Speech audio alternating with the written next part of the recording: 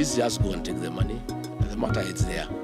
We as members will not be persuaded by yourself that even if William Ruto through bribery persuades you to back him and to support him, we as members of the church will not be moved, will not be persuaded. So good people, I want to thank you for coming. I know we were with you yesterday. I did not give this information because I didn't have the full details, especially on the IBC. It was very, very critical that Kenyans know exactly what is happening. So I want to thank you for coming. And I'll see you when I come back after a while. In the meantime, muendelee to tell Kenyans what is happening. I will be off completely myself. Viongozi wamejaa inchi. Wakame vizuri, waeleze what is happening. Our Secretary General here will hold brief for me. When he calls you, please come so that he can keep the fire burning and we can continue telling the people of Kenya what is happening. Asante sana. Do you want to add something? Sasa? Yes. Yes.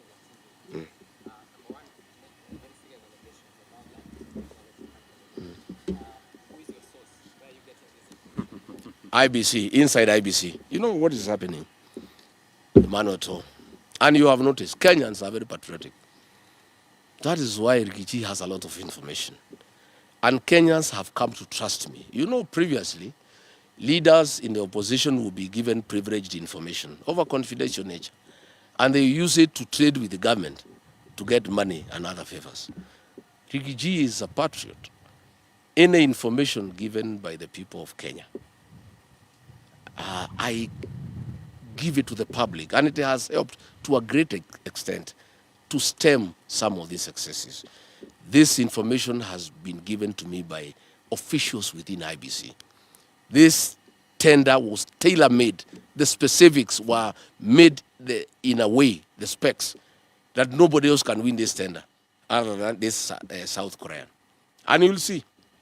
I'm told even the competitors have gone to the Procurement Appeals Tribunal to say, no, you cannot do specs that are tailor-made for a company. And I want now to challenge you as the media to go to IBC, ask for the specs in this tender. Then Google and get what this South Korean firm has. And you'll find word to word, sentence by sentence, requirement by requirement. It's a fraud.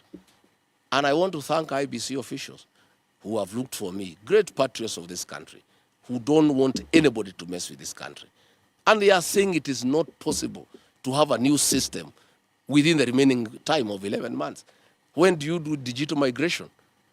When even tender now has been not been awarded. By the time it is awarded, they come, digital migration. The elections are here. There is no time to interrogate. I want to recommend that the current system of Smartmatics be retained, because already they have the data, they have the experience, and we have seen them do elections. I saw in Olokalao. The system was quite okay. I don't think we have a problem with this system of Smartmatics.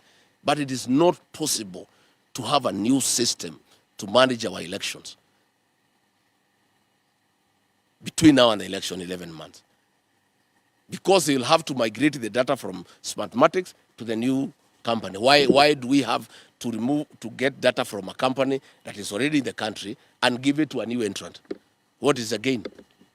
They have already done the donkey work. They have all the data. They have the voters register. Why do you want to move that data to a new company? That is where the mischief is. They want to interfere with the voters register, especially in areas where William Ruto has been rejected. I've read the areas where they want to interfere. And they are working with PS Remo Domolo and Belio Kipsang, who are the custodians of IDs and the data of people who are registered to be Kenyans.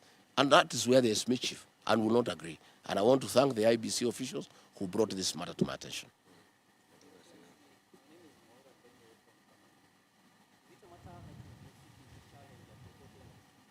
Yes, we'll see how it goes. If they insist of awarding this tender to this company, we'll challenge it, because it's not going to happen. We will not allow it. Because it's totally absurd.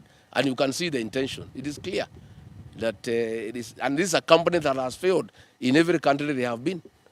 So why do you want to bring failure from other countries to Kenya? We cannot accept. Thank you very much. Nafikiri hiyo inatosha.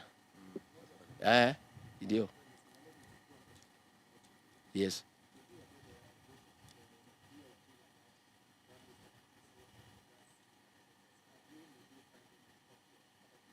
File to who? If DIG Lang'at is a suspect, you file to who?